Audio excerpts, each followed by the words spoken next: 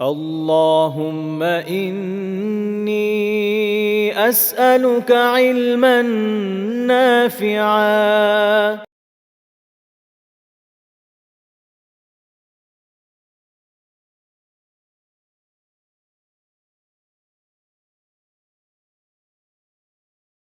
السلام عليكم ورحمة الله. إن الحمد لله نحمده ونستعينه ونصلي على رسوله الكريم وعلى آله وصحبه أجمعين أما بعد. সবাইকে স্বাগত জানাচ্ছি কবিরা গুনাহ বিষয়ক আমাদের নিয়মিত দার্সে। আজকে আমরা প্রথম যে অধ্যায়টা নিয়ে আলোচনা করব সেটা হচ্ছে বাবুল ফাখর। খুবই গুরুত্বপূর্ণ বিষয়। কারণ কবিরা গুনাহ তো আসলে আমাদের জন্য সবগুলোই গুরুত্বপূর্ণ, সবগুলোই জানা আবশ্যক। কিছু কিছু কবিরা গুনাহ এরকম হয় যেটা আমাদের ডে টু ডে লাইফে একটু বেশি প্রাসঙ্গিক থাকে, এটা হচ্ছে এরকম একটা বিষয়। তো ফখর মানে কি, আমরা এমনিতে বলি যে গর্ব, অহংকার, এই আর কি। এগুলো আবিধানিকভাবে যদি অনুবাদ করা হয় বাংলায়, এরকম একটা অনুবাদ করা যেতে পারে বা করা হয়, সাধারণত অনুবাদ এটাই আসে। আমরা যদি আরবি ডিকশনারিগুলোর দিকে তাকাই তাহলে দেখব তারা একটু বিস্তারিত আলোচনা করেছে। শাব্দিক একটা অর্থ ইমাম ফাইয়ুমি রাহিমাহুল্লাহ তাআলা আল মিসবাহুল মুনীরে উল্লেখ করেছেন যে والمباحة بالمكارم والمناقب من حسب ونسب وغير ذلك مما في المتكلم أو في آبائه. ফখর কি জিনিস? বংশমর্যাদা, আভিজাত্য বা অন্য কোনো সদ্গুণ, প্রশংসনীয় বৈশিষ্ট্যের মাধ্যমে গর্ব বা শ্রেষ্ঠত্ব প্রকাশ করা। বংশমর্যাদা, আভিজাত্য বা অন্য যে কোনো ধরনের সদ্গুণ হতে পারে যেগুলো প্রশংসনীয়, যেটা মানুষ সাধারণত প্রশংসা করে, যে তমুক খুব সাহসী, তমুকের এই আছে, তমুকের বাপ দাদার এই ছিল, এরকম যেগুলো গর্ব, শ্রেষ্ঠত্ব প্রকাশের মতো ব্যাপার, এগুলো যখন প্রকাশ করা হয় এবং এগুলো প্রকাশের মাধ্যমে গর্ব করা হয়, আরেকজনের উপর প্রাধান্য বিস্তারের চেষ্টা করা হয়, তার স্বয়ং বক্তা নিজের ক্ষেত্রে হতে পারে কিংবা তার যারা পূর্বপুরুষ তাদের ক্ষেত্রে হতে পারে। যে বলে না, আমার দাদা এই ছিল, আমার পরদাদা এই ছিল, অমুক ছিল, এভাবে।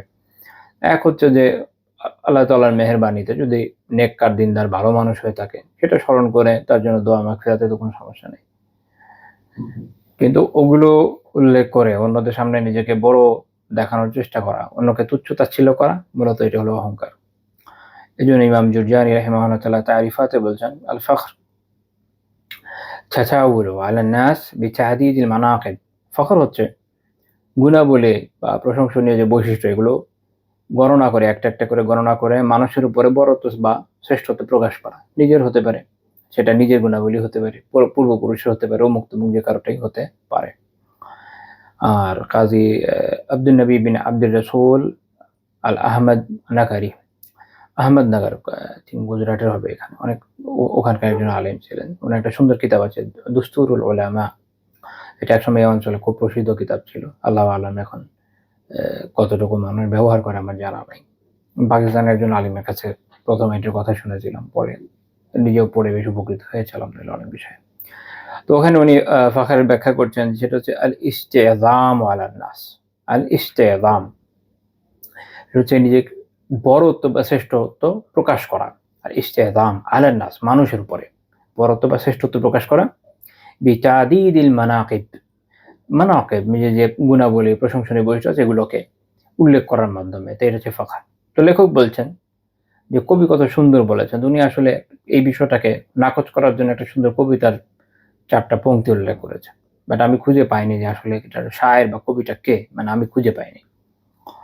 তো লেখক যে কবিতাটা উল্লেখ করেছেন সেটা হচ্ছে এইটা, যে লাইসা আল ফখরু বিল মালি ওয়ান নাসাব, লাইসা আল ফখরু বিল মালি ওয়ান নাসাবি ফাইন্নাল ফখরা বিল ইলমি ওয়াল আদাবি, লাইসা আল ইয়াতীমু মান মাতা ওয়ালিদুহু ফাইন্নাল ইয়াতীমা বিদুনাল ইলমি ওয়াল আদাবি। লেখক বলছেন যে, কবি বলেছেন, গর্ব, সম্পদ বা বংশমর্যাদা দিয়ে হয় না আসলে, বরং গর্ব হতে পারে জ্ঞান এবং আদবের। অর্থাৎ যার জ্ঞান আছে এবং কি আছে, আদব আছে। এটা খুব ইন্টারেস্টিং কথা। উনি শুধু জ্ঞানের কথা বলেননি, যেটা অনেকে বলেন। আবার শুধু আদবও আপনাকে কোনো দিকে খুব বেশি দূরে এগিয়ে নেবে না। আপনি খুব আদবওয়ালা মানুষ, কিন্তু অজ্ঞতাবশত কথাবার্তা যখন বলবেন, এমনি পিছিয়ে যাবেন। তো দুইটা জিনিস খুব জরুরি জীবনে। কারণ আপনার যখন আদব থাকবে না, ইলম আপনাকে অহংকারে লিপ্ত করবে। এটাই বাস্তবতা। আর আদব আছে, ইলম নাই, আপনি বিভ্রান্ত হয়ে যাবেন। তো দুইটাই জরুরি, ইলম ও আদব। তারপর তিনি বলছেন, ইয়াতিম তো সে নয় যার বাবা মারা গিয়েছে, বরং আসল ইয়াতিম হলো সে যার ইলম নেই এবং আদব নেই। বিদুনিল ইলমি ওয়াল আদাবি, ইলম এবং আদব ব্যতীত যে ব্যক্তি, সে হচ্ছে আসল ইয়াতিম।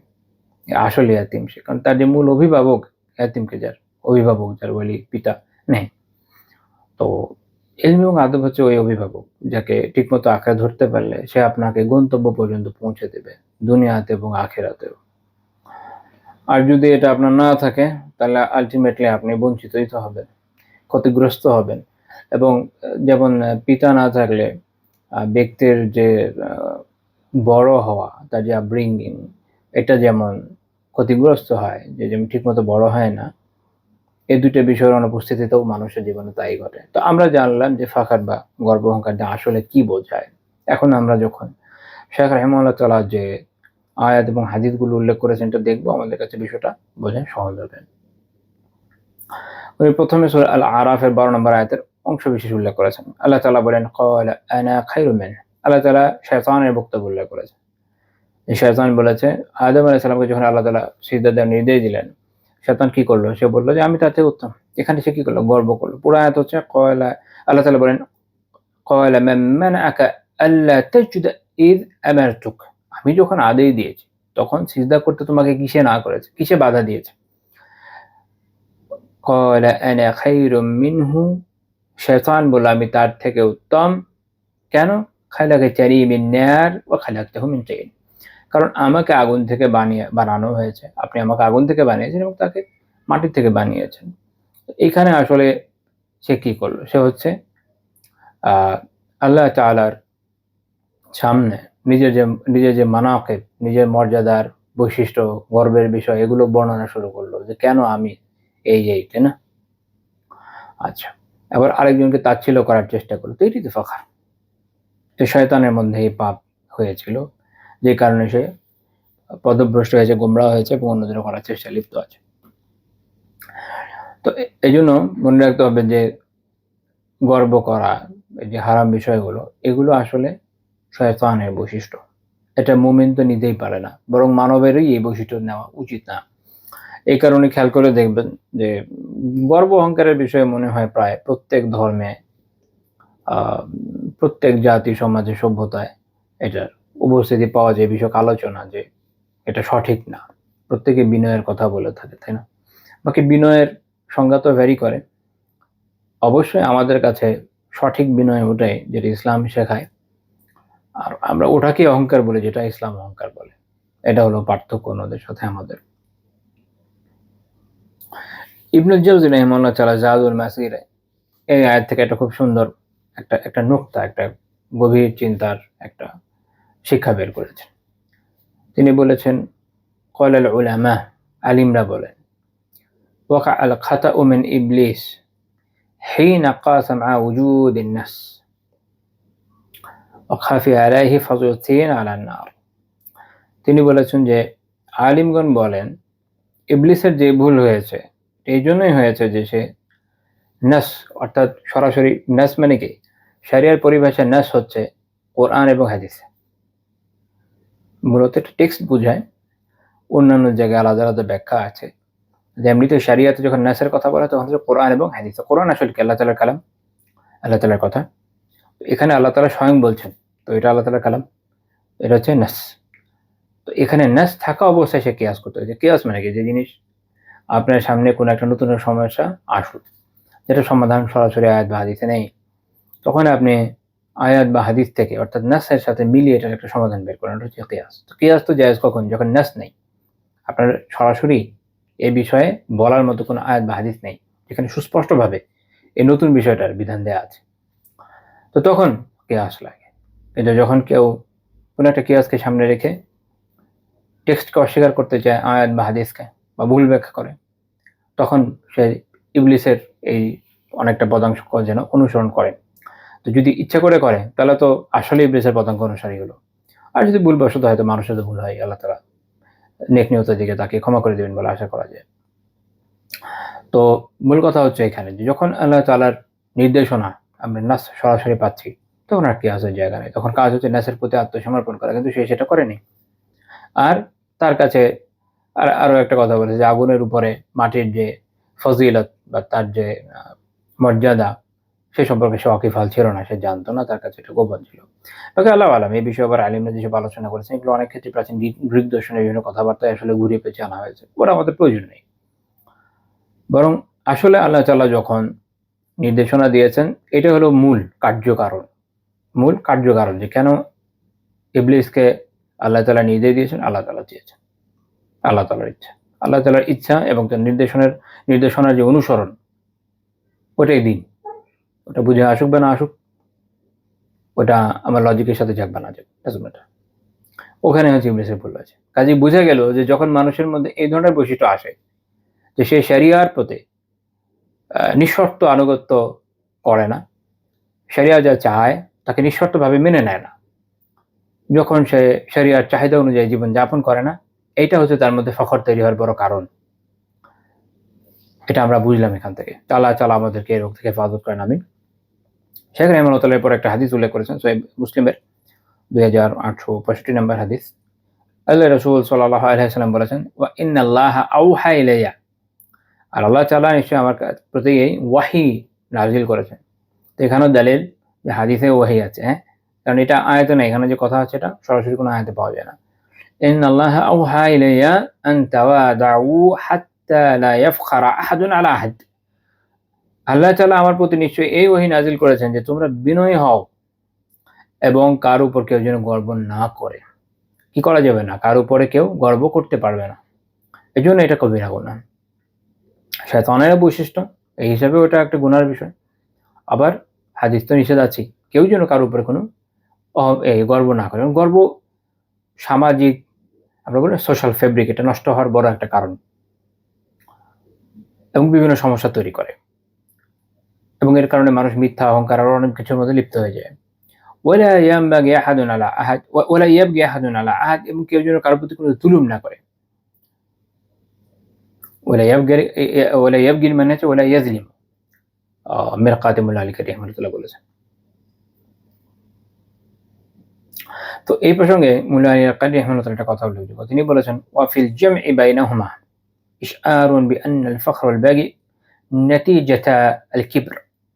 তিনি বলেছেন যে এই যে দুইটা বিষয়ে পরপরে এসছে না, যেখানে আল্লাহ রাসূল সাল্লাল্লাহু আলাইহি ওয়াসাল্লাম বলেছেন যে কেউ যেন একে যেন অপরের উপরে গর্ব না করে এবং জুলুম না করে। তিনি বলছেন যে এখান থেকে যেটা বোঝা যাচ্ছে সেটা হলো গর্ব এবং জুলুম এই দুটো আসলে অহংকারের নাতিজা, অহংকারের পরিণাম। কেন? লিআন্নাল মুতাকাব্বিরা হুয়াল্লাযী ইয়ারফাউ নাফসাহু ফাওকা কুল্লি আহাদ ওয়া লা ইয়ানকাদু লিআহাদ। কারণ যে মুতাকাব্বির, যে অহংকারী, সে নিজেকে সবার উপরে মনে করে, সবার উপরে নিজেকে মনে করে, সবারটা খারাপ, আমারটা ভালো, সবাই ভুল, আমি একমাত্র সঠিক, সবার এই সমস্যা, আমার নাই, সবার থেকে আমি উচ্চবংশী, সবার থেকে আমি, সবার থেকে সে, এভাবে চিন্তা করে। এবং ওয়ালা ইয়ানকাদ লিআহাদ, সে কারো বশ্যতা স্বীকার করে না, কারো কাছে নিচু হয় না। কারণ জীবনে বড় হতে গেলে আপনাকে নিচু হতে হয়। ইলম অর্জন করবেন, শিখবেন, কি করবেন? কারোর সামনে তো বসতে হবে। সেদিন আমার অন্য একটা উসুলে ফিকহের একটা দার্সে ছাত্রদের পড়াচ্ছিলাম, আল ওয়ারাকাত থেকে আলহামদুলিল্লাহ শুরু করেছিলাম। তো ইমাম জুআইনি, ওয়ারাকাতের লেখক ইমাম জুআইনি রাহিমাহুল্লাহ তাআলার জীবনে নিয়ে একটা সংক্ষিপ্ত আলোচনা করছিলাম। তো ওখানে একটা খুব চমৎকার একটা শিক্ষণীয় বিষয় পেয়েছিলাম। ইমাম জুআইনি রাহিমাহুল্লাহ তাআলা অলরেডি তিনি যখন মধ্য এশিয়ার রীতিমতো ইমাম, ওই পর্যায়েও ওনার ইলমের প্রতি এরকম আগ্রহ ছিল যে নতুন কোনো বিষয় পেলে উনি শেখার জন্য নতুন কোনো আলিমের কাছে চলে যেতেন। একজন ভাষাবিদ ওই সময় তার শহরে আসলে তিনি তাকে নিয়মিত তার বাসায় আমন্ত্রণ জানাতেন এবং তার কাছে তার লেখা একটা বই দার্স নিতেন। সুবহানাল্লাহ। মানুষ তো আসলে অহংকারের চোটে, একটা পর্যায়ে গেলে অহংকারের চোটে শেখা শিখতে চায় না, বা শিখতে চাইলেও নিজেকে থামিয়ে দেয়, আগানোর সাহস পায় না। আবার আমাদেরও সামাজিকতা এরকম যে কেউ যদি শিখতে চায় আমরা তাকে তাচ্ছিল্য করি। বড় কেউ যাকে বাহ্যিকভাবে মনে হয় আসলে দুনিয়াতে বড় কে, তাই না? নবী রাসূলগণের পরে সাহাবায়ে কেরাম রাদিয়াল্লাহু তাআলা আনহুম আজমাইন, ওনাদের পরে আর কার ব্যাপারে সার্টিফিকেশন আছে সরাসরি? নাই তো। পরবর্তী প্রজন্মে আমরা বিশেষ করে এখনকার সময় যারা, কার যে কার উপর ফজিলত আল্লাহ ছাড়া তো কেউ জানে না। প্রত্যেকেরই শঙ্কায় থাকতে হবে যে আল্লাহু আলাম যে পরকালে আমার কি হয়, ইয়া নাফসি ইয়া নাফসি। তো কাজেই বড়দের বাহ্যিক দুনিয়াতে, আখিরাতে যে কি হচ্ছে, আমলনামায় যে কি আছে আল্লাহ ছাড়া কে জানে। তো যাই হোক, সোশ্যালি কেউ যদি একটা বড় পজিশনে থাকে, অমুক তমুক হিসেবে পরিচিত হয়, সেই লজ্জা পাওয়া শুরু করে। কারণ সে যদি শিখতেও যায়, অন্যরা এটাকে শিক্ষার উপকরণ মনে না করে পরে দেখা যাবে যে এটা নিয়ে বুলিং করবে বা সোশ্যালি বিভিন্ন কথাবার্তা বলবে। আর এখন তো আছে আমাদের সোশ্যাল মিডিয়া, তিলকে তাল বানানো, আর কি থেকে যে কি হয় আল্লাহ আলাম। খুবই অদ্ভুত জায়গা। কিন্তু বিনয় হচ্ছে এটা যে আপনাকে কারো সামনে ছোট হতে হবে পড়ার জন্য, জানার জন্য, তাই না? আর প্রত্যেকের উপর প্রত্যেক জ্ঞানের উপর তো জ্ঞানী আছে। আর পৃথিবীতে এত শাস্ত্র, এত জ্ঞান, সুবহানাল্লাহ, শিখে শেষ করা যায় না। ইমাম আহমদ রাহিমাহুল্লাহ তাআলা অলরেডি হাদিসের বড় ইমাম ছিলেন। ওই সময় উনি বেশ বয়স হয়েছে তখন ওনার। তখনও উনি যদি কখনো শুনতেন যে অমুক মুহাদ্দিস কেউ একজন এসছে হাদিস বর্ণনা করে, উনি ওই সময়কার দোয়াত কলম নিয়ে চলে যেতেন। এক ব্যক্তি তাকে আটকে ধরেছে যে কত কালের বাচ্চাদের সাথে দৌড়াল। তো ওনার কথা ছিল যে যতদিন বেঁচে আছি ইলম অর্জন করতে থাক। ইলমকে ওনারা এভাবে দেখতেন। অথচ দেখা গেছে যে এগুলো সবই ওনার মুখস্থ হয়েছে হয়তো এই মানে মূল যে টেক্সট হাদিসের, এগুলো সবই ওনার মুখস্থ আছে একদম যৌবন বয়সেই। এখন হচ্ছে কি হয়তো আরেকটা উনি সনদ, আরেকটা চেইন অফ ডাইরেকশন পাবে এই ব্যক্তির থেকে, এইটুকুই ফায়দা। কিন্তু এটার জন্য ওনারা কষ্ট করতেন। ওনারা ইলমকে এভাবে দেখেছেন। আমরা তো সুবহানাল্লাহিল আযীম হবে। আমি একটা পর্যায় পর্যন্ত গিয়ে আর আগাতেই চাই না। আর এখন যেহেতু সবারই হলো আপনার রিলস মেমোরি, হ্যাঁ? সবার হচ্ছে রিলস মেমোরি। অনেক জেনারেটরে ৫ মিনিট যেতে পারে। এমনিতে ৫০ সেকেন্ড পর্যন্ত ওকে, ৩০ সেকেন্ড পর্যন্ত ওকে। একটু কিছু দেখবে, মনে করবে আমি তো আল্লামা হয়ে গেছি। এর ফলে যে কি হবে আল্লাহ আলাম, আমি জানি না যে ভবিষ্যৎ কি হবে। আর অবস্থা ভালো না, এটা হলো বাস্তবতা। তো যে কথায় ছিলাম সেটা হচ্ছে এই যে বুঝে গেলে তাকাব্বুর বা অহংকার থেকে এই ২ টা বিষয় তৈরি হয়। তাহলে এগুলো না পাপের বিষয় আমি এর আগে একবার বলেছিলাম একদম শুরুর দিকে। যে পাপ একটা পাপ আরেকটা পাপকে টেনে নিয়ে আসে। খুঁজলে দেখবেন কি একটা পাপ যে হয়েছে ওটার সাথে আরেকটা কবিরা গুনার একটা রিলেশন আছে। একটা থেকে আরেকটা না বাচ্চা দেয়। তো অহংকার, কেবার, এটা একটা বড় কবিরা গুনাহ। এটা থেকে দেখেন যে এটা থেকে জুলুম বের হচ্ছে, এটা থেকে অহংকার বের হচ্ছে।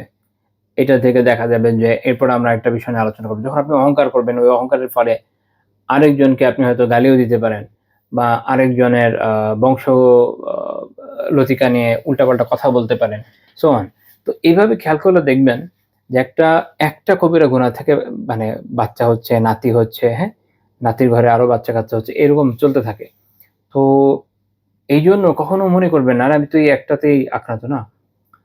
এই একটা গুনাহ আপনাকে অনেকগুলো গুনার ভেতরে টেনে নিয়ে যাবে। একের পর এক গুনাহ আসতেই থাকবে। এর উল্টো দিকে নেকি। আপনি যত বেশি নেক আমল করবেন, নেক আমলের আগ্রহ আপনার বাড়তে থাকবে। আপনি দেখবেন যে আপনি আরো নেক আমল করছেন।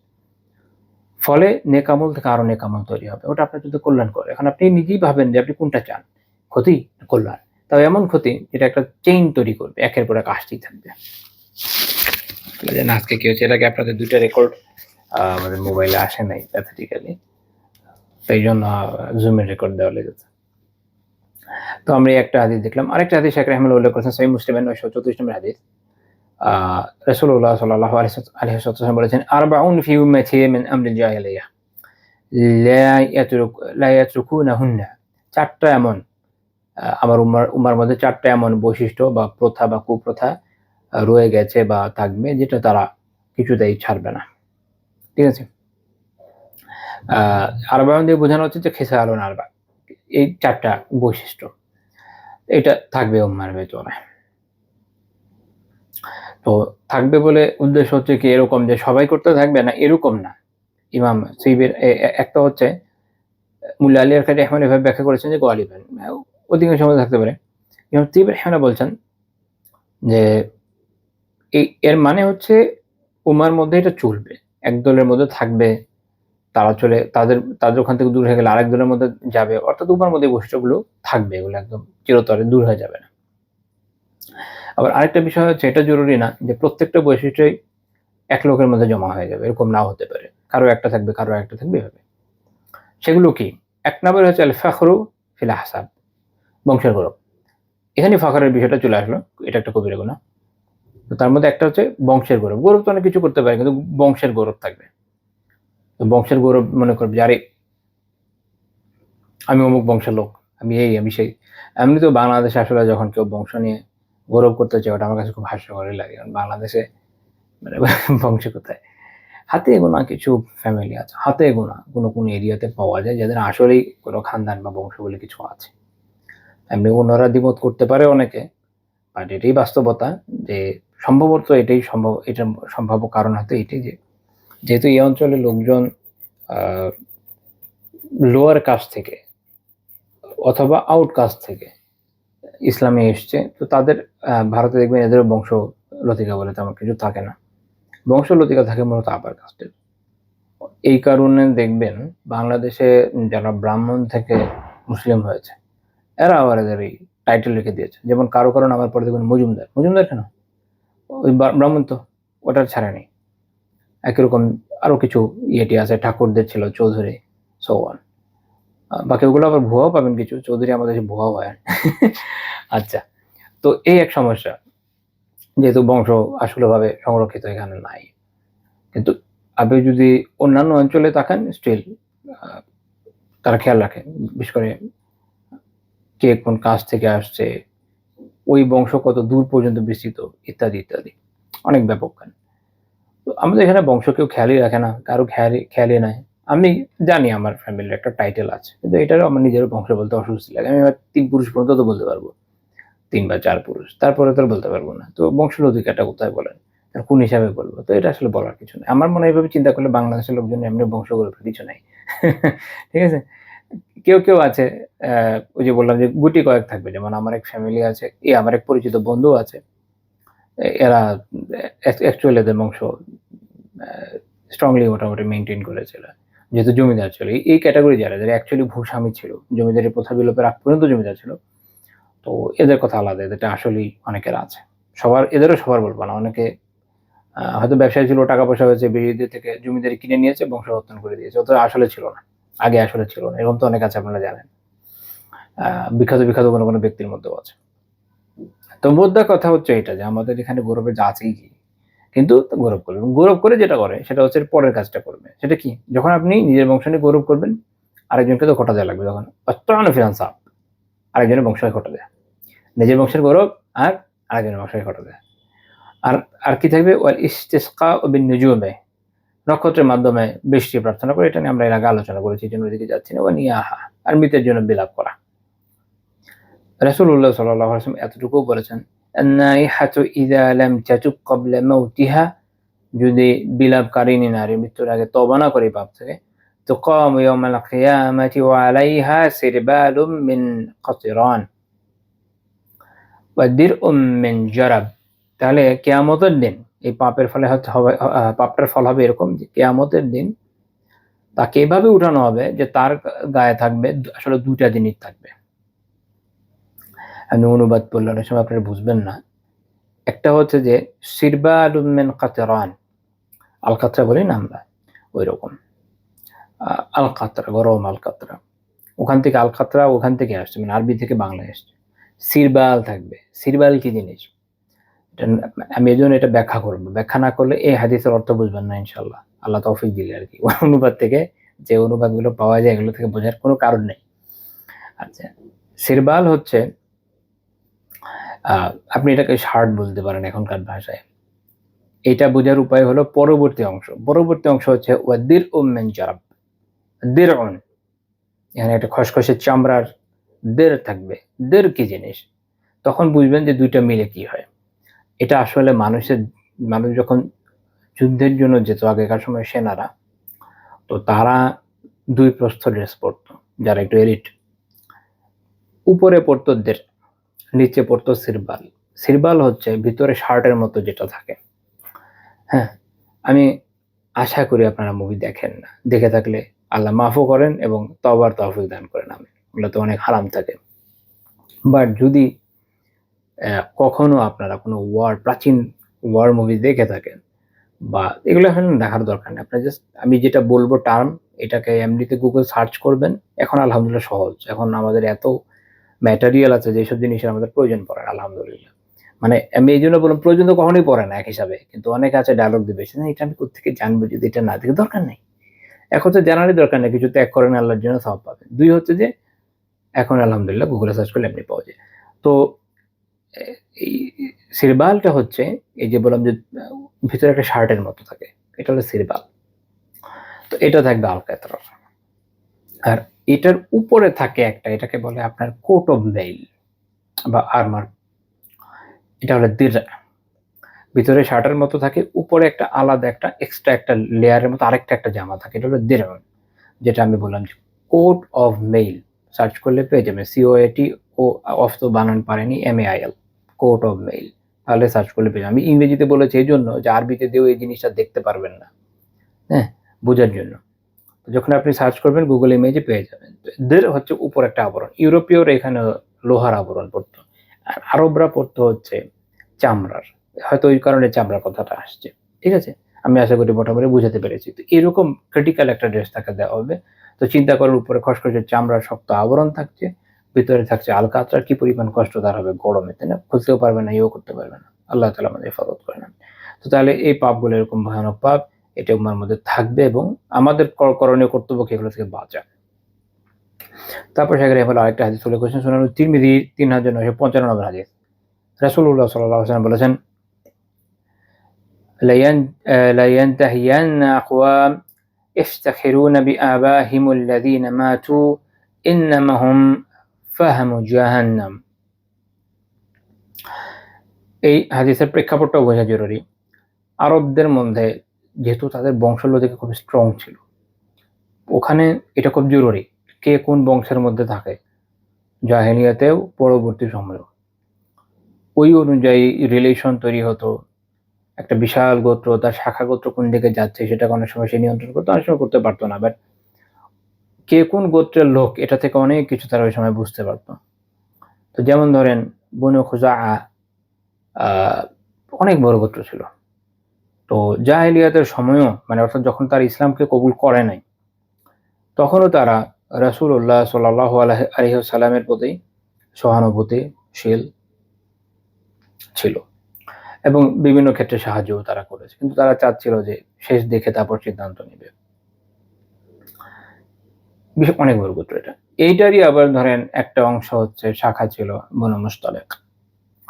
এরা কিন্তু শুরু থেকেই ইসলামের বিপক্ষে এবং এই পার্ট ছিল কুরাইশের আহাবিশের অন্তর্ভুক্ত, যারা উহুদ যুদ্ধে সরাসরি অংশ নিয়েছিল।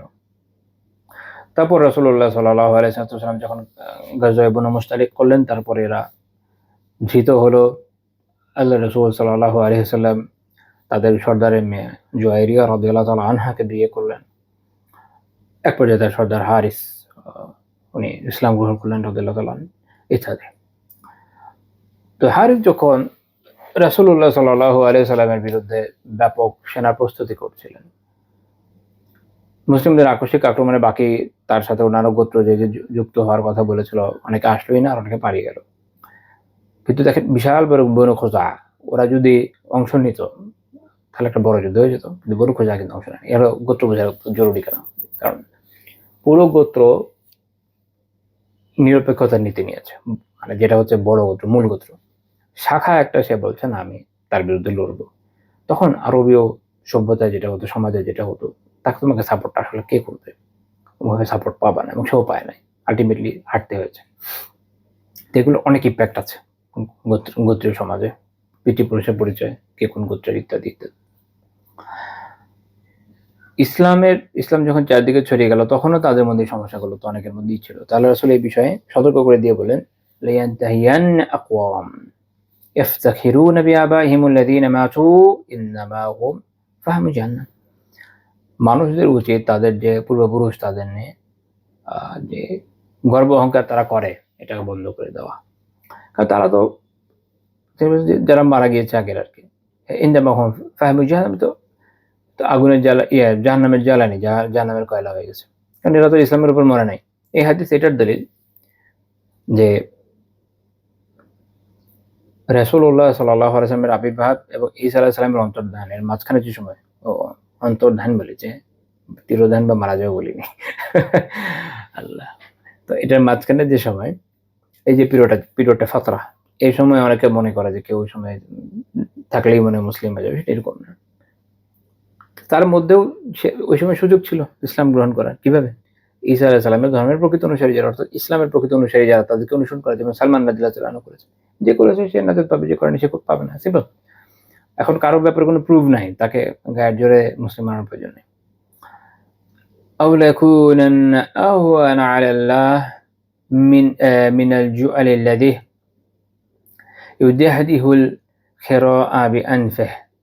তো এক হচ্ছে যে তারা হয় জাহান্নামের অঙ্গার হচ্ছে, অথবা তারা আল্লাহ তাআলার কাছে আরো বেশি আহওয়ান, আরো বেশি, কি বলবো এটাকে বাংলায়, অপমানিত হবে, হিউমিলিটেড হবে, এরকম আর কি। আরো বেশি মর্যাদাহীন হয়ে যাবে, লাঞ্ছিত হবে। কিসের থেকে বেশি হবে লাঞ্ছিত? ইয়ের থেকে, গুবরে পোকার থেকে, যে হচ্ছে তার নাক দিয়ে মল বিষটাকে ঠেলে নিয়ে যায়, তার থেকেও নিকৃষ্ট হিসেবে পরিগণিত হবে, কিন্তু তার ইসলামের উপর মানা যায় নাই।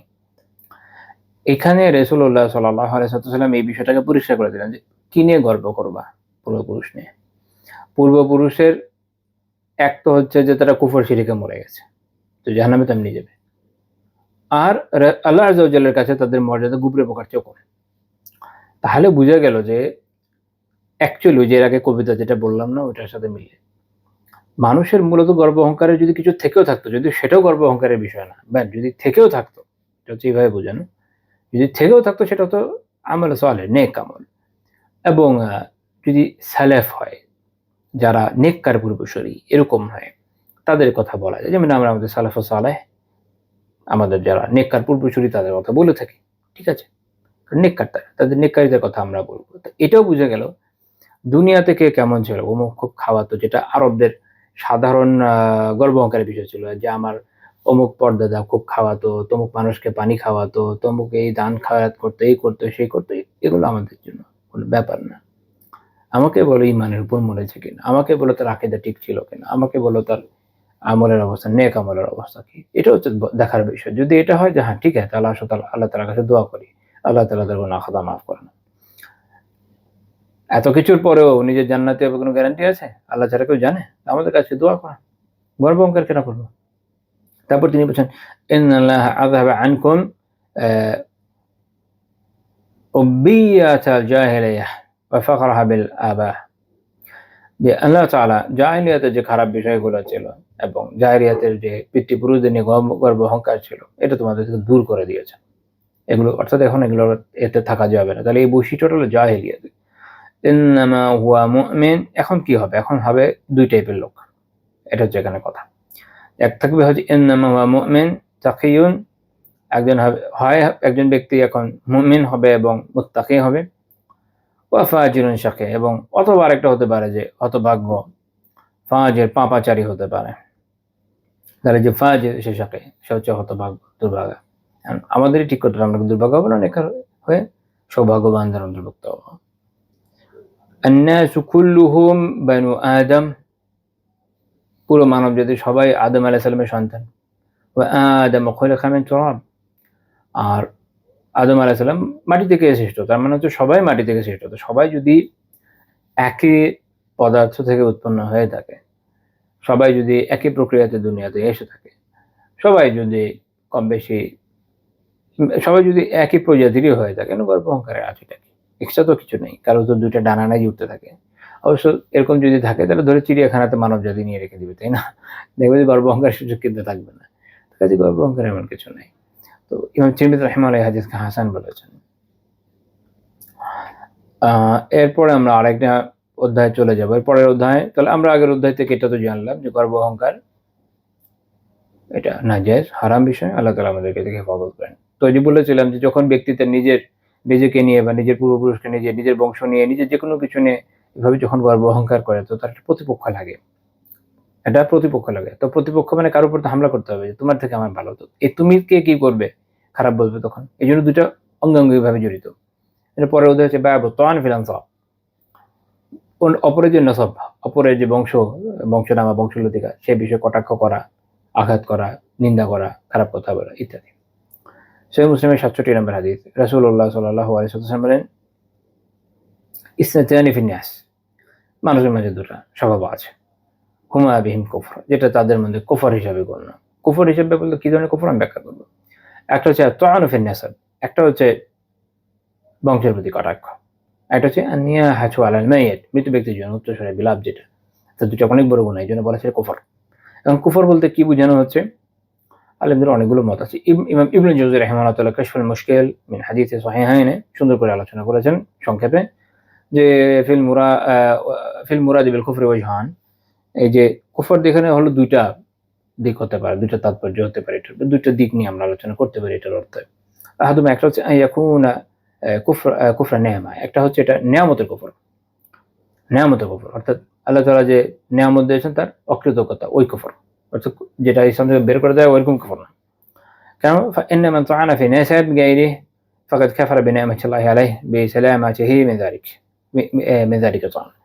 কেউ যদি কারো বংশ নিয়ে নিন্দা করে, খোঁটা দেয়, সে আসলে আল্লাহ তাআলা যে তাকে, যদি আসলে ওই ব্যক্তিটাকে সে খোঁটা দিচ্ছে বা নিন্দা করছে, তার সে যদি আসলে নিন্দনীয় কোনো বংশের লোক হয়েও থাকে, আল্লাহ তাআলা যে আপনাকে ওটা থেকে সেভ করেছেন এবং আপনার বংশকে ভালো রেখেছেন, এই যে একটা নেয়ামা, এটার আপনি কৃতজ্ঞতা প্রকাশ করেন নাই, আসলে আপনি তার উল্টা কাজ করেছেন। তো কাজেই এইভাবে করার কারণে এটা নেয়ামতের কুফর। ওয়ামান নাআলা মাইয়িত ফাকাদ কাফারা বিনিআমাতিল্লাহি আলাইহি ইয লাম ইয়াকুন হুয়া আল মাইয়িত। আল মাইয়িত, আর হচ্ছে কেউ যখন এরকম উচ্চস্বরে বিলাপ করে, সেও আল্লাহ তাআলার নিয়ামতের অকৃতজ্ঞতা করে এই হিসাবে, সে তো নিজে মরে যায় নাই। মানে তুমি তো বেঁচে আছো, আল্লাহ তোমার প্রতি নিয়ামত দিয়েছেন, বেঁচে আছো, বেঁচে থাকার মানে আলহামদুলিল্লাহ, আরো কিছু সালাত আদায়, আরো কিছু তাসবিহ তাহলিল, আরো কোরআন তেলাওয়াত, আরো সাদাকা, সব নেক আমলের সুযোগ, পরিবারের সাথে সময় কাটানো ইত্যাদি। তো তোমার তো শুকরগুজারি করার দরকার ছিল, এই জায়গায় তুমি ওখানে কান্নাকাটি করছো, তা উচ্চস্বরে, যেটা শরীয়তে নিষিদ্ধ, তো এটা নিয়ামতের কুফরি। আরেকটা হতে পারে ব্যাখ্যা, আন্নাহুমা মিন আফআলিল কুফার লা মিন খায়ালিল মুসলিমিন, আরেকটা এইসব কুফর যেগুলো হচ্ছে কাফেরদের বৈশিষ্ট্য, অর্থাৎ কাফেররা একজনের বংশ নিয়ে খোঁটা দেয় এবং কাফেররা কেউ মরে গেলে উচ্চস্বরে বিলাপ করে, এবং এটা ছিল মক্কা মদিনাতে, আরবে এটার ট্র্যাডিশন ছিল, এবং এখনো বিভিন্ন অঞ্চলে আছে যেখানে ইভেন পেশাদার এরকম পাওয়া যায়, বিলাপকারিনী পাওয়া যায়, যাদের টাকা দিলে তারা গিয়ে মানে পেশাদারিত্বের সাথে বিলাপ করে। তো এর কুফারদের বৈশিষ্ট্য, এটা মুসলিমের বৈশিষ্ট্য হতেই পারে না। তো এই হিসাবে এটা একটা কুফর। তো দুই ক্ষেত্রে যেভাবে দেখা যাক না কেন, দুটাই খারাপ এবং দুটাই কবিরা গুনাহ, বর্জনীয়। এরপরে অধ্যায় হচ্ছে বাবু মান ইদ্দাআ নাসাবা লাইসা লাহু। কেউ যখন তার নিজের জন্য এমন কোন নাসাব, এমন কোনো বংশলতিকা বা পিতৃপুরুষের সম্পর্ক দাবি করা যেটা তার নয়, এটা একটা কবিরা গুনাহ। অর্থাৎ আপনি ভাইবা বলি, একজন ব্যক্তি সে তার নিজের বাবার সাথে, নিজের দাদার সাথে, এভাবে নিজের পরিবারের সাথে নিজেকে সম্পৃক্ত করবে, সে আরেকজনকে সম্পৃক্ত করবে না, এটা একটা কবিরা গুনাহ। সহিহ বুখারী হাদিস, রাসূলুল্লাহ সাল্লাল্লাহু আলাইহি ওয়াসাল্লাম বলেছেন, মান ইদ্দাআ ইলা গায়রি আবিহি ওয়া হুয়া ইয়ালামু ফাল জান্নাতু আলাইহি হারাম। কেউ যদি তার নিজের বাবা ছাড়া অপর কারোর সাথে সম্পর্কের দাবি করে, মান ইদ্দাআ আই ইনতাসাবা, আরেকজনের সাথে নসব যুক্ত করে, বংশ যুক্ত করে নিজের বাবা ছাড়া অন্য কারোর সাথে, কি অবস্থাতে? ও ইয়ালাম, সে জানে মানে আল হাল বান্নাহু ইয়ালাম, কি অবস্থা, আসলে কি অবস্থা আছে, সে যে আসলে তার ছেলে না, এটা সে জানে, ইচ্ছা করে এটা করেছে কোনো দুনিয়াবি বেনিফিটের জন্য। যেমন এখনকার সময় বলা যায়, অনেক সময় হতে পারে সম্পত্তি মেরে দেওয়ার জন্য, বা হতে পারে অমুক পরিবার শেষ হয়ে গেছে কিন্তু তাদের একটা প্রতাপ আছে, ওটার সাথে নিজেকে যুক্ত করে ওখানে কিছু বেনিফিট নেওয়া, বা হতে পারে যে সমাজে এখন টাকা পয়সা হয়েছে কিন্তু নিজে যে পরিবার থেকে এসছে এটা আসলে অনেক নিচু, এটা পরিচয় সে দিতে চায় না, সে অমুকের সাথে নিজের সম্পৃক্ততা দেখাতে চায়। তো এইটা যখন কেউ করবে, এত বড় কবিরা গুনাহ, বলা হচ্ছে যে জান্নাতু আলাইহি হারাম, তার জান্নাত হারাম হয়ে যাবে, জান্নাত তার জন্য হারাম হয়ে যাবে। এটা দুইটা ব্যাখ্যা হতে পারে। এক, যে যেহেতু সে একটা কবিরা গুনাহ করেছে, এই কারণে সরাসরি সে জান্নাতে যেতে পারবে না। যদি নেক কাজ থাকে, যদি অন্যান্য নেক আমল এবং ঈমান থাকে, তাহলে এটা হতে পারে যে এটা যে সাজা, এটা কাটানোর পরে জাহান্নাম থেকে তাকে জান্নাতে যেতে হবে, সেটা তো অনেক ভয়ানক বিষয়। আর আরেকটা হচ্ছে, সে হতে পারে যে সে এটাকে হালাল মনে করেছে, যেটা করার কোনো সমস্যা নেই, কি সমস্যা, হুজুরেরা বেশি বুঝে।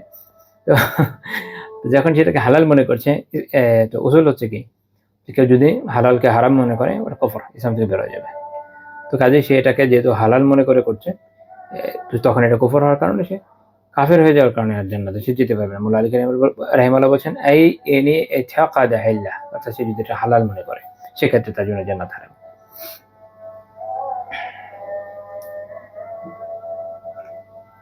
তো এই জন্য কোনো ব্যক্তির জন্য এটা বৈধ না যে সে আরেকজনের সাথে নিজেকে এভাবে রিলেশন তৈরি করে দেখাবে। আর ফিকহুল মুয়াসারে লিখেছেন লেখকরা, ওখানে তো অনেকজন লেখকের জন্য কারো নাম নেওয়া যাচ্ছে না।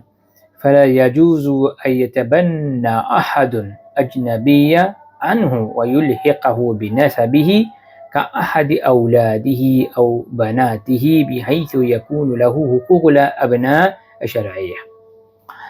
কাজে কোনো ব্যক্তির জন্য এটা জায়েজ না যে সে তার রক্ত সম্পর্কহীন কোনো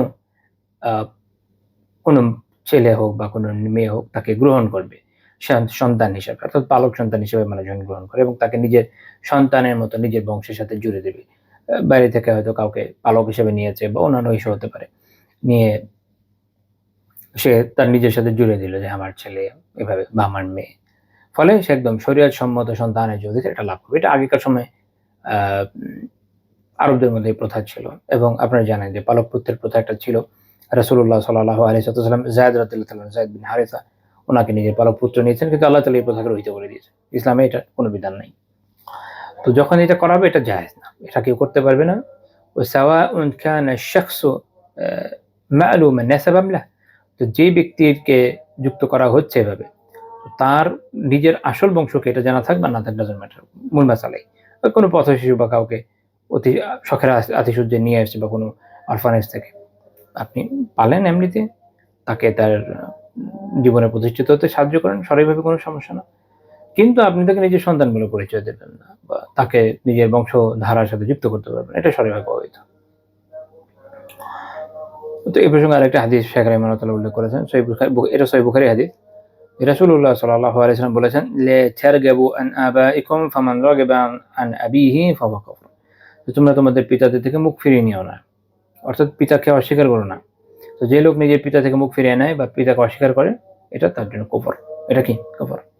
ইবনে বাত্তাহ রাহিমাহুল্লাহ ব্যাখ্যা করেছেন এটা এবং আগের হাদিস সব মিলিয়ে উনি একটা ব্যাখ্যা করছেন যে লাইসা মা'না হাযাল হাদিসাইনি আন্না মান ইশতাহারা বিন-নিসবাতি ইলা গায়রি আবিহি আন ইয়াদখুলা ফিল ওয়াঈদি আল মিকদাদ বিল আল আসওয়াদ।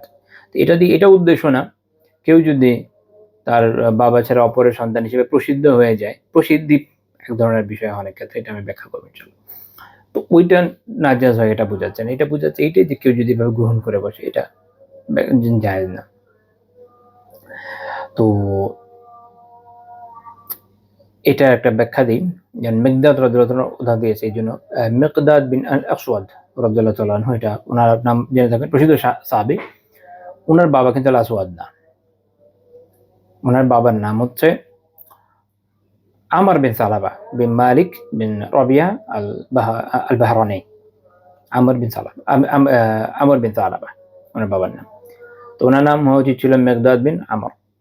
তো ওনার বাবা তিনি কিন্দা গোত্রের হালিফ ছিলেন, তাদের সাথে চুক্তিবদ্ধ ব্যক্তি ছিলেন। আমি মনে হয় নববী আদর্শ এটা নিয়ে আলোচনা করেছি যে আরবে ওই সময় একটা সিস্টেম ছিল এটা যে আপনি কোনো জায়গায় থাকবেন ওখানকার কোনো একটা গোত্রের সাথে চুক্তিবদ্ধ হতে হতো। তিনি তাদের হালিফ ছিলেন কিন্দা গোত্রের, এই জন্য তাকে বলা হতো কিন্দি। এরপরে তিনি আল আসওয়াদ বিন আবদি ইয়াগুদ আজ-জুহরি এই ব্যক্তির সাথে হালিফ হন, তার সাথে চুক্তিবদ্ধ হন। তো এই যে আল আসওয়াদ তিনি হচ্ছে মিকদাদ রাদিয়াল্লাহু তাআলা আনহুকে জাহেলিয়াতের সময় পালক পুত্র হিসেবে গ্রহণ করেন, এই জন্য উনি আল মিকদাদ বিন আল আসওয়াদ নামে প্রসিদ্ধ হয়ে যান।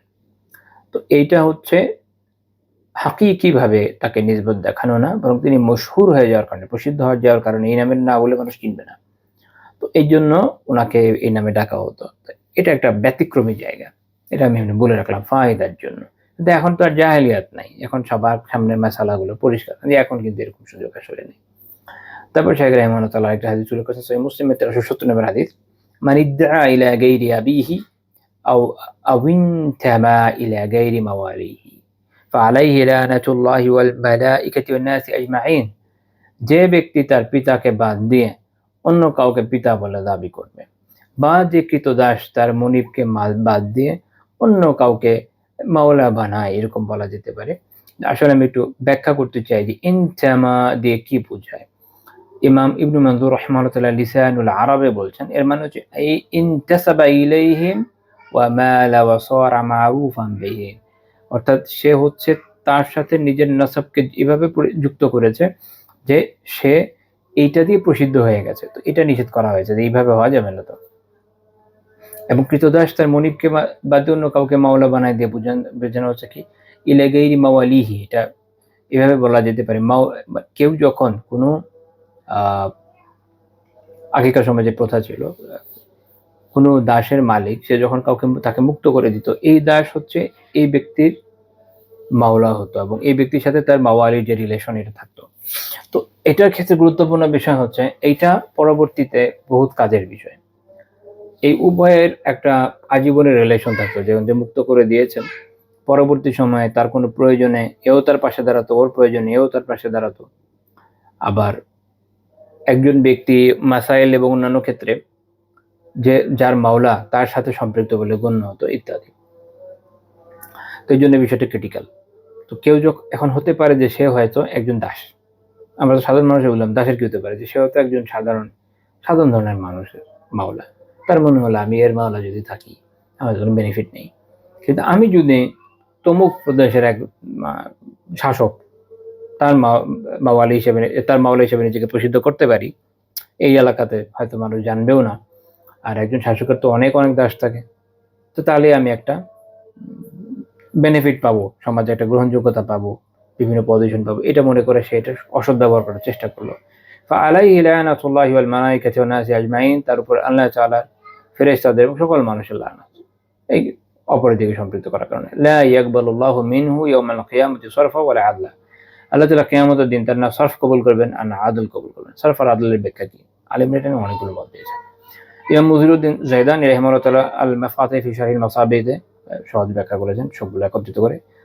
সরফ হচ্ছে হিলা, তার কোনো কৌশল কাজে আসবে না কিয়ামতে, এবং ওয়াল আদল হচ্ছে ফিতা, কোনো ধরনের মুক্তিপণ কিছু দিয়ে যে মুক্ত হয়ে যাবে সুযোগ পাবে না।